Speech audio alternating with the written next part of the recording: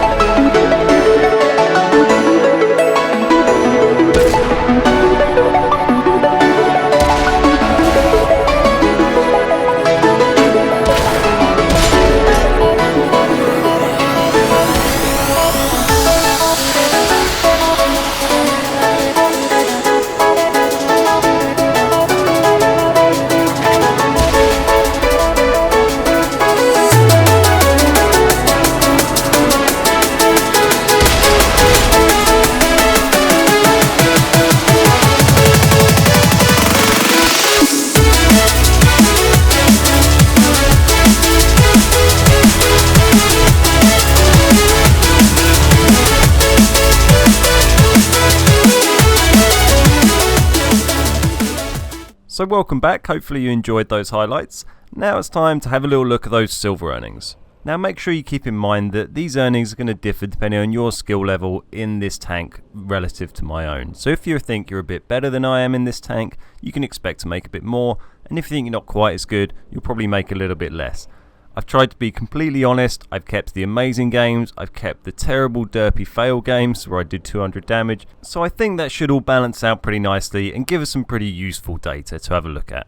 So let's jump in. It managed to pull in around 65,000 silver per game with a premium account, giving it 506,000 silver per hour and a maximum single round of 125,000. For silver per game, this puts it just under the IS-6 and 15 to 20,000 less than the Jagdtiger 88 and the KV-5.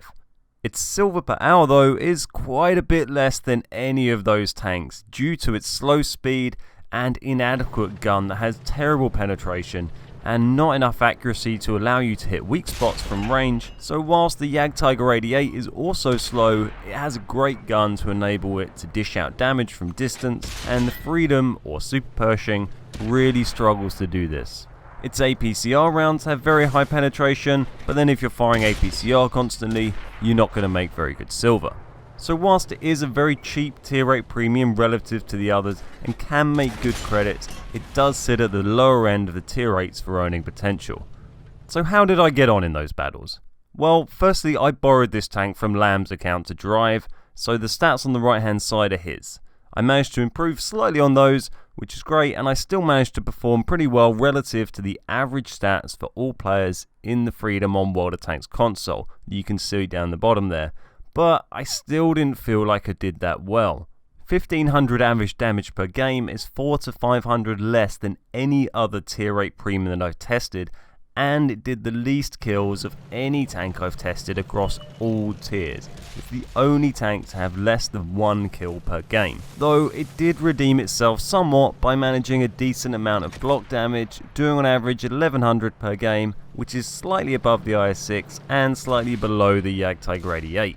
My overall impression of this tank was pretty low. It does make good silver since it has a good ammo cost versus alpha damage ratio, hence why it made almost as much as the IS-6 per game whilst doing 400 damage less, but for me that wasn't enough to make me enjoy playing it. Its engine is complete trash and you barely move faster than a slow TD.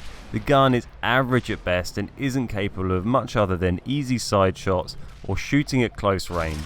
And even then you will struggle to aim for weak spots on the front of enemy tanks because you'll be constantly shuffling your own tank around to stop the enemy hitting your weak spots, making it hard to place shots effectively. The only redeeming things about the SuperPershing for me personally are its cheapness in gold relative to other tier 8 premiums, its good silver earning potential even when it has low damage games, and its trollish frontal armor. It is capable of those 120, 140, 150,000 silver games, but I think you'll find they happen a lot less frequently than in one of the other tier 8 premiums. It reminded me a little of the KV-5 in that you have your best round when you're playing against people who don't know your weak spots. And that might sound kind of obvious, but it's one of those tanks that doesn't just have the lower plate weak spot, which is probably the most common across World of Tanks. It has its slightly unusual ones of on the top of the roof. And if people don't know where to hit you, then you can have very fun games and do quite well, but if they do know where to hit you, then you can get trashed very, very quickly. Maybe I'm just not a great driver of this tank, but for me, I just didn't enjoy it, and I'm glad it sat in Lamb's garage and not in my own. But if you don't mind a slow medium tank with trollish frontal armor that's cheaper in the store and can make good silver, but maybe isn't as much fun as something like the IS-6, then maybe you might enjoy this tank, or at least enjoy the silver that it brings you. It does get preferential matchmaking, but then so do almost all tier 8 premiums. If you're expecting a mobile medium tank that can outmaneuver opponents, snipe from distance, or circle enemies, then this is definitely not the tank for you. If you'd like to see all the data from those 25 games, there is a link in the description to a forum topic in which I'll share the full set of results for you to take a look at and discuss if you wish. That's also a great place to leave suggestions of tanks you'd like to see in this series, as is the comment section below this video. So that's it for this week. If you enjoyed the video and would like to see more, then please hit the like button and leave a comment, and that helps us know that we should keep making more of these videos. We aim to have a new episode out every Friday, so make sure you're subscribed to the channel and check back in regularly. So thank you very much for watching. My name's Ben, we're the Beard Guys, and I'll see you next time.